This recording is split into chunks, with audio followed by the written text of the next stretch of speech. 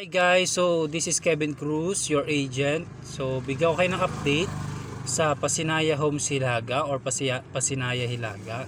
So same siya ng Pasinaya Prime Central, no? Una muna magla-land dev muna. Pag sinabing land dev, papatagin nila yung lupa at magagawa sila ng mga roads para magkaroon ng access sa construction materials. So, ito yan guys, yung Pasinaya Hilaga. Ayan, malaking yan.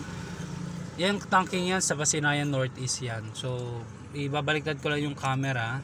Guys, yung sa Pasinaya Hilaga, ito mukhang magiging ano to, parang opisina nila or dito yung mga taong gagawa. Yan. So, pakita ko sa inyo kung bakit medyo pricey na si Pasinaya Hilaga. Yang kasing way na dyan, yung circle na yan, ang paglabas mo dyan, talipapa na kagad. Diretso pag ganun palabas, ano na yan, bus terminal na ng Hills View. So ito lang kasi yung, ito yung, ayan yung Pasinaya North, o Pasinaya Prime North. Tapos, ang sa gilid nito, yan dyan, Pasinaya Northeast. So yan yung bakanting space na yan guys, yan yung, i-zoom ko yan yung tatayuan ng Pasinaya Hilaga. So may ang units nito ang is 233 units only. So paunahan to. Different ito sa mga naunang mga Pasinaya na merong Pasinaya Central kasi is meron siyang 1986 units. Ngayon ito meron na lang siyang 233 units kasi maliit lang yung espasyo. Yung subdivision na yan ay ibang developer ang may-ari niyan. So paunahan guys, first come first serve po tayo. Ano po ba ang qualification?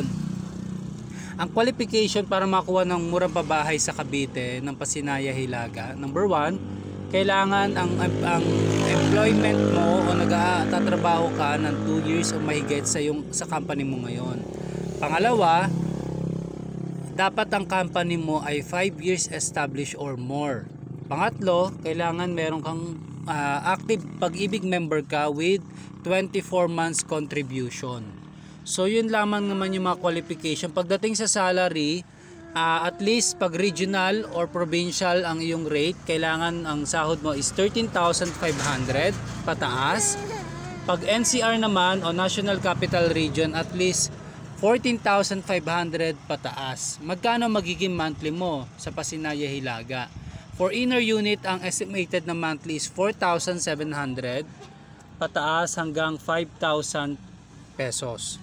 Depende po yan, ang magiging computation ay nakadepende sa inyo magiging basic salary for 1 month at yung age ninyo, doon nila ibabase yung computation nyo for the monthly amortization. So guys, muli ito si Kevin Cruz, your agent. So maraming salamat, no? Kung meron kayong mga question, gusto nyo mag-tripping, update nyo lamang ako para ma-assist ko kayo sa tripping. Maraming salamat po. Ingat po kayo. Bye-bye po.